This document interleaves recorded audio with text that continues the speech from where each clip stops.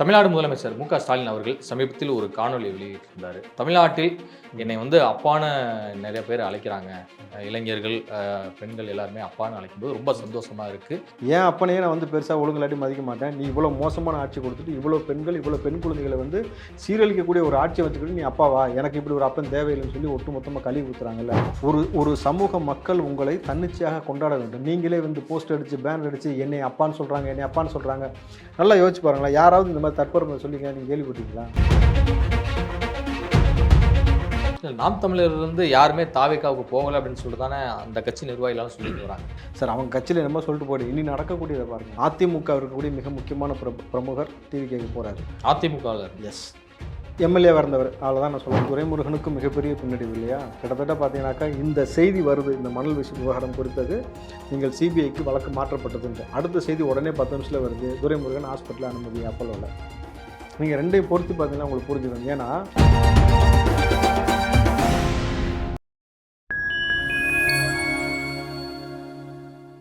Fine time voice நேயர்களுக்கு வணக்கம். நான் உங்கள் செங்கித்துவன். நம்ம சிறப்பு நிகழ்ச்சியில் நம்மோடு இணைந்திருக்கிறார் காங்கிரசின் ராவுத்தர் இப்ராஹிம் அவர்கள். வணக்கம். வணக்கம். எப்படி இருக்கீங்க? நலமா இருக்கேன். தமிழ்நாடு முதலமைச்சர் மு.க. ஸ்டாலின் அவர்கள் சமீபத்தில் ஒரு காணொலி வெளியிட்டிருந்தார். அதில் குறிப்பாக என்ன சொல்லியிருக்காரு அப்படின்னா, தமிழ்நாட்டில் என்னை அப்பான்னு நிறைய பேர் அழைக்கிறாங்க. இளைஞர்கள், பெண்கள் எல்லாருமே அப்பான்னு அழைக்கும்போது ரொம்ப சந்தோஷமாக இருக்குது, நிகழ்ச்சியாக இருக்குது அப்படிங்கிறது குறிப்பிட்டிருக்காரு.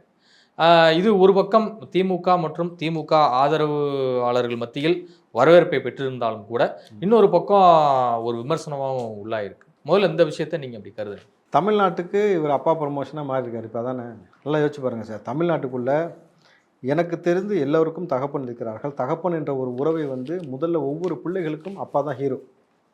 கரெக்டுங்களா? ஆனால் ஒரு முதலமைச்சரை கொடுத்து இந்த ஆட்சியை கொடுத்து பொது வழியில் போய் நீங்கள் மைக்கை போட்டு கேட்டாக்கா பச்சையாக காரி கேவலமாக பேசுகிறாங்க. இன்னும் சொல்ல போனாக்கா உன் திராவிட மாடலை தூக்கி போட்டு மிதிக்கன்னு சொல்கிற அளவுக்கு பெண்கள் முதல் கொண்டு அத்தனை பேரும் இங்கே பேசக்கூடிய காணொலி நம்ம பார்க்க முடியுது. ஏன் அப்பனையே நான் பெருசாக ஒழுங்கலாட்டி மதிக்க மாட்டேன். நீ இவ்வளோ மோசமான ஆட்சி கொடுத்துட்டு இவ்வளோ பெண்கள், இவ்வளோ பெண் குழந்தைகளை சீரழிக்கக்கூடிய ஒரு ஆட்சியை வச்சுக்கிட்டு நீ அப்பாவா, எனக்கு இப்படி ஒரு அப்பன் தேவையில்லைன்னு சொல்லி ஒட்டு மொத்தமாக கழுவி ஊற்றுறாங்கல்ல. எதற்காக இந்த முடிவை இப்போ எடுத்திருக்காருன்னா, இப்போ ஒரு ஷூட்டிங் எடுத்து இதுக்கு போட்டிருக்காங்கன்னா 2026க்கு பிறகு அவருக்கு பெருசாக வேலை இருக்காது ஸ்டாலின் அவர்களுக்கு. மகன் கூட சேர்ந்து மறுபடியும் நடிக்க போயிடலாம். இப்போ ஒத்திகை பண்ண ஆரம்பிச்சிட்டாங்கன்னு நினைக்கிறேன். ஏற்கனவே 2 பேர் நடிகன் தானே, 2 பேரும் ஃபெயிலியர் ஆக்டர் தான் வச்சுங்களேன் 2 பேருமே. ஸோ அந்த நடிப்பை மறுபடியும் மக்கள்கிட்ட எடுபடுவான்னு பார்க்குறாங்க. அதான் அப்பா சார். நீங்கள் ஒரு விஷயம் புரிஞ்சுக்கோங்க சார். ஒரு சமூக மக்கள் உங்களை தன்னிச்சையாக கொண்டாட வேண்டும். நீங்களே போஸ்ட் அடித்து பேனர் அடித்து என்னை அப்பான்னு சொல்கிறாங்க, என்னை அப்பான்னு சொல்கிறாங்க. நல்லா யோசிச்சு பாருங்களேன். யாராவது இந்த மாதிரி தற்பெருமை சொல்லிங்க நீங்கள் கேள்விப்பட்டீங்களா? அஜித் என்ன சொல்கிறாருன்னா, என்னை நீங்கள் அல்டிமேட் ஸ்டார்னு கூப்பிடாதன்றாரு. நல்லா புரிஞ்சுங்க. கமலஹாசன் இத்தனைக்கும் உங்கள் கூட தான் நிற்கிறாரு. எந்த அளவுக்கு நிற்கிறாருன்னு நமக்கு தெரியும். ஆனால் அந்த நபரே உலக நாயகன் சொல்லாதங்கிறாரு. இவர்கள் எல்லோரும் தன் பட்டத்தை திறந்து கொண்டு இருக்க பொழுது வேண்டாம், அவன் வீட்டை பாரு, குடும்பத்தை பாருன்னு இவர் என்ன செஞ்சுட்டு இருக்காரு? தன்னை அப்பாவாக ப்ரமோட் பண்ணிட்டு தான் பிள்ளைய என்ன சொல்கிறாருன்னா, மகனே நான் அப்பாவாயிட்டேன், நீ அண்ணனா மாறிக்க. சார் இவர் அப்பாவாகி எத்தனை வருஷம் ஆச்சு? அதான் இப்போ என்ன புதுசாக அப்பா? அதுவும் பெண்களுக்கான அப்பான்னு போஸ்ட் அடிக்கிறாங்க தெரியுமா? அது ஏன்டா வெறும் பொம்பளை பிள்ளைங்க மட்டும் அப்பானாக்கா, ஆம்பளை பிள்ளைங்களுக்கு அவர் யார் சித்தப்பாவா? இதெல்லாம் ஒரு கேவலமான ஒரு போர்ட்ரேட். அப்போ இவர் அப்பானா துரைமுருகன் யார் பெரியப்பாவா? யார் அப்பா, யார் பெரியப்பா, யார் மாமன், யார் சித்தப்பா?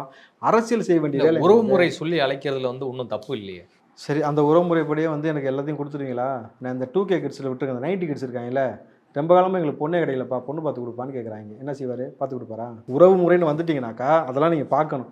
அவனுக்கு பொண்ணு பார்த்து கொடுக்கணும், பிள்ளைக்கு சீமந்தம் செய்யணும், அவனுக்கு பேர் காலத்துக்கு நீங்கள் எல்லாமே பார்த்தாகணும். இன்னும் சில பேர் அப்பா எனக்கு நான் லோன் எடுத்து வச்சுருக்கேன், கடன் வாங்கி வச்சுருக்கேன், நான் வாங்கின கண்ணு அப்போ தானே அடைக்கணும், நீங்கள் அடங்குறோம். அடைப்பீங்களா? சொல்லுங்கள் சார். நீங்கள் இவர் அண்ணனாமே உதயநிதி, இப்போ சின்னவர் மன்னவராக இருந்தார், இப்போ அண்ணனை மாட்டார். இந்த மாதிரி தமிழ்நாட்டில் ஒரு அண்ணனை பார்த்துருக்கீங்களா? நடிச்சு கொடுத்த படத்துக்கு காசு கொடுக்காம அதை ஒரு ப்ரொடியூசர் ராமசரவணனை போட்டு அலக்கரிச்சிட்டு கிடக்கிறாப்புல. நீதிமன்றம் வரைக்கும் போய் ஏன்ப்பா ஒன்று நடிச்சு கொடு, இல்லை காசு கொடு, இந்த மாதிரி வழக்கு போட்டுருக்காங்க, 25 கோடி கேட்டிருக்காங்களே என்னப்பான்னு சொல்லி நீதிமன்றம் இப்போ உத்தரவிட்டுக்கணும் பொழுது உங்களுக்கு நடிக்கவும் வரல, சினிமா துறையில் இருக்கக்கூடிய நபர்களையும் காவு கொடுக்குறீங்க. அரசியலுக்கு வந்த பிறகு முதல் முறையாக நடத்தின நிகழ்ச்சியே பார்த்தீங்கன்னா ஏர் ஷோ. 5 பேரை அனுப்பிச்சி வச்சுட்டு தான் ஆரம்பமே இருந்துச்சு. ரொம்ப அமக்கலமாக இருந்துச்சு. நடுராத்திரி எங்கள் அண்ணன் தார்சிலேட்டை தூக்கிட்டு சுற்றுவாருன்னு சொல்லி வருது. நம்ம சொல்ல முடியுமா? உங்கள் அண்ணன் என்ன செய்வார்? பகலில் பார்க்க முடியாது, ராத்திரியான தார்ச்சி தூக்கிட்டு இப்படி சுற்றுவார், ஆய்வறிக்கை செஞ்சுட்டீங்களான்னு பார்ப்பாரு. இப்படி ஒரு அண்ணன் தான் நமக்கு இருக்கும்போது இப்படி ஒரு அண்ணன் தேவையா நமக்கு? இதெல்லாம் தமிழ்நாட்டு மக்களை இன்னமும் நீ எங்களை வந்து முட்டாப்பே நினச்சிக்கிட்டு சொல்லுவாங்க அந்த டைலாக், இன்னும் நீ என்ன பைத்தியக்காரன் நினச்சிட்டு இருக்கீங்களேன்னு. அந்த போல் வந்து நம்மளை இன்னும் பைத்தியக்காரன்னு இவர்களுக்கு வந்து அண்ணா போல், பெரியார் போல், கலைஞர்னு பேர் வச்சது போல் வந்து இவர் வந்து தனக்குத்தானே வந்து அப்பான்னு ஒரு பேரை வச்சுக்கிட்டு நாளைக்கு வந்து நம்மளை ஏமாத்தலாம் நினைச்சாருன்னா சத்தியமாக அது ஈடுபடாது. இந்த அப்பா வந்து 10 காசுக்கு பிரயோஜனப்படாத அப்பாவை தூக்கி மக்கள் வந்து எப்போ போட்டாங்க. இது வெட்டி வீண் விளம்பரம். நாட்டில் நம்ம என்ன செய்யணும்னு புரியாமல் செஞ்சுக்கிட்டு இருக்கீங்க. நீங்கள் அப்பா விளம்பரம் ஒரு மேயரை கூட்டு போய் கிரிக்கெட் விளையாடிட்டு இருக்கீங்க. பார்த்தீங்களா அதை? சார் நல்லா தெரிஞ்சுக்கங்க சார், இப்படி ஒரு கேவலமான கிரிக்கெட்டை எவனுமே பார்த்துருக்க மாட்டான் வரலாற்றில். இந்த 1 பிச் கேட்ச் போட்டுலாம் சின்ன பசங்க விளையாடுவாங்க இல்லை, இது பவுலிங்கே 2 பிச் போட்டு உட்காந்துருக்காங்க. அதுவும் பிச்சில் கூட போகல, அது எங்கேயோ ஒரு பக்கம் போயிட்டு இருக்கு. ஸ்டாலினுடைய பிறந்தநாளை ஒட்டி திமுக சார்பாக மேயர் பிரியா கலந்து கொள்ளும் அப்படின்னு பயங்கரமாக போடுறாங்க. இப்போ கிரிக்கெட்டுக்கு உங்களுக்கு என்ன சம்பந்தம்? டோனியை கூப்பிட்டு பக்கத்தில் ஒரு நாள் வந்து உட்காண்டாரு அப்படின்றதுக்காக இதே இந்த சேட்டெல்லாம் செய்வீங்களா? சத்தியமாக இதை பார்த்துக்கப்போ டோனி வருவாப்பில்ல அவங்க பக்கத்தில். இதுக்கு மேலே இது சமூகத்தோடைய சீர்கேடு என்னன்னாக்கா, மேயர் பிரியாட்டு நம்ம கேட்க வேண்டிய கேள்வி, இந்த பெருவெள்ளம் வந்தவுடனே நீங்கள் போன வாட்டி சொன்னது 80% முடிச்சிட்டோம், மிச்சம் 20 தான் பேலன்ஸ். நீங்கள் அந்த 20 இப்போ முடிக்க வேண்டிய வேலையை போட்டுவிட்டு வெயில் அடிக்கும் போது விளையாட போயிட வேண்டியது, மழை பெஞ்சதுக்கப்புறம் வந்து கதை சொல்ல வேண்டியது. இதுதான் இந்த ஆட்சியோட லட்சணம். உங்களுக்கு புரியுது? உங்களுக்கு இங்கிட்டு பெண்களுக்கு பாதுகாப்பு இல்லைன்னு ஒரு பக்கம் போனால், பிரியா ஒரு பக்கம் இந்த மாதிரி விளையாட விட்டுட்டு ஒரு பண்ணிட்டு இருக்காங்க பொழுது, இந்த அப்பா இதோடு வந்து முட்டுப்புள்ளி வைக்கக்கூடிய ஒரு சூழல் ஏற்படும். இதுக்கு மேலே இந்த அப்பா வந்து அவரே வந்து பாருங்கள், இனி வருங்காலத்தில் அவர் தன்னை அப்பா என்று சொல்ல மாட்டார். அடி அந்தளவுக்கு கேவலமாக வச்சு அடிச்சுக்கிட்டு இருக்காங்க பொழுது அவர் பேசாமல் ஸ்டாலினாக இருக்கிறது தான் ரொம்ப நல்லது. விஜயலட்சுமி அவர்கள் தொடர்ந்த அந்த வழக்கில் தான் வந்து சீமானுடைய மனுவை தள்ளுபடி செஞ்சு இந்த வழக்கை வந்து விரைந்து முடிக்கணும் அப்படிங்கிறதுல ஹைகோர்ட் வந்து சொல்லியிருக்கு. ஒரு நெருக்கடியை வந்து ஏற்படுத்தியிருக்கா சீமான் அவர்களுக்கு. சமீபத்தில் போலீஸார் கூட ஒரு சம்மன் அனுப்பிச்சிருக்காங்க, நீங்கள் நேரில் வந்து ஆஜராகணும் பெரியார் கொடுத்து பேசினதுக்கு அப்படிங்கிறதுல குறிப்பிட்டிருக்காங்க. ஸோ இது எல்லாமே என்டிகேவுக்கு ஒரு நெருக்கடி நிலையை ஏற்படுத்தியிருக்கு. இல்லை, இது சீமானுடைய தனிப்பட்ட விஷயம். அவருக்கும் அந்நியாருக்கும் இருக்கக்கூடிய பஞ்சாயத்தை அவங்களே பேசி தீர்த்துக்கிட்டுமே தவிர அதில் நம்ம கருத்து சொல்ல வேண்டிய அவசியம் இல்லை. ஆனால் பெரியார் இஷ்யூ குறித்து சீமான் அவர்களுக்கு மிகப்பெரிய ஒரு நெருக்கடியை நிச்சயமாக ஏற்படும். மீண்டும் மீண்டும் வந்து தமிழ்நாட்டில் பெரியாரை பற்றி கடந்த காலத்தில் ஒரு சொல்லிட்டான்றதுக்காண்டி நீ இவ்வளோ கேவலமாக பேசினாக்கா, பார்வதியை ஊத்த முண்டை நீ சொன்னியா சொல்லலையா? இப்போ நீ அதுக்கு பதில் சொல்லு. சிவனை காமக்கொடுறன்னு சொன்னியா சொல்லலையா? இதுக்கு பதில் சொல்லு. நீ ஒரு பெரியார் தமிழை சொன்னதுக்கு நீ சொல்லிட்ட. உலகம் முழுக்க வந்து எல்லோரும் வணங்கக்கூடிய, தூக்கி கொண்டாடக்கூடிய ஒரு தெய்வங்களை நீ வந்து அவரை இவ்வளோ கேவலமாக பேசி வச்சிருக்கனா, அதுக்கு நீ முதல்ல பதில் சொல்லிட்டு இதுக்கு நீ பதில் சொல்லு. பெரியாரை பற்றி அப்புறம் பேசலாம். நீ ஏன் அப்படி சொன்ன சொல்லு. இன்றைக்கி நீ வேலை தூக்கிட்டு சுற்றுறனா அப்போ நடிப்பு தான், நாடகம் தானே? இப்போ ஒட்டுமொத்தமாக இப்படி நாடகம் போட்டுக்கிட்டு ஒரு பிளப்புவாத அரசியலுக்காக சீமான் வந்து இது போன்ற ஒரு இழிவான ஒரு வேலையை செஞ்சுக்கிட்டு இருக்கக்கூடிய நபரை ஒரு தலைவனாக இங்கே யாரும் பார்க்கறது தயாராக இல்லை. அண்மையாக வந்த தகவல், நாம் தமிழ்லேருந்து 2 பேர் டிவி கேக்கில் போய் இணைய போகிறாங்க. என்கிட்ட பேசிட்டாங்க நேரடியாக, அந்த மாதிரி போகிற ஐடியா இருக்குன்னா தயவு செஞ்சு போயிருங்கன்ட்டேன். போய் சேர்ந்துட்டு உங்களுடைய எதிர்காலத்தை பாருங்கள், உங்களுடைய வாழ்க்கையை அழிச்சது போதும் நானுமே சொல்லிட்டேன். விரைவில் வந்து அறிவிப்பு உங்களுக்கு வரும். இல்லை, நாம் தமிழர்லேருந்து யாருமே தாவேக்காவுக்கு போகலை அப்படின்னு சொல்லிட்டு தானே அந்த கட்சி நிர்வாகிகளாலும் சொல்லிட்டு வராங்க. சார், அவங்க கட்சியில் என்னமோ சொல்லிட்டு போய்டு, இனி நடக்கக்கூடியதை பாருங்கள். இனி எதிர்காலத்தில் என்ன நடக்குதுன்னு நான் சொல்கிறேன். அதிமுக இருக்கக்கூடிய மிக முக்கியமான பிரமுகர் டிவி கேட்க போகிறாரு. அதிமுகவில் எஸ், எம்எல்ஏவாக இருந்தவர், அவ்வளோதான் நான் சொல்ல முடியும். போகிறாரு. இங்கே நாம் தமிழ்லேருந்து 2 முக்கியமான நிர்வாகிகள் போகிறாங்க. வெயிட் பண்ணி பாருங்கள். கூடிய சீக்கிரம் இந்த 26 டிவிக்கு சார்பாக நடத்தப்போக்கூடிய 26 நடத்தக்கூடிய அந்த ஒரு கூட்டம் இருக்கு இல்லையா, அந்த கூட்டத்திலே வந்து அவர்கள் கலந்து கொள்வார்கள் என்று எதிர்பார்க்கப்படுகிறது. சொல்ல முடியாது, அதுக்கு முன்னாடி இணைவதற்கான வாய்ப்பும் இருக்குது. ஆனால் நிச்சயமாக ஒவ்வொரு விக்கெட்டாக இங்கே விழுந்துக்கிட்டே இருக்குது. விஜய்க்கு பலம் கூடிக்கிட்டே இருக்குது. விஜய் அவர்கள் பொதுக்குழுவில் உரையாற்றுவது வந்து நேரடியாக ஒளிபரப்பப்படுமா? நிச்சயமாக சார்.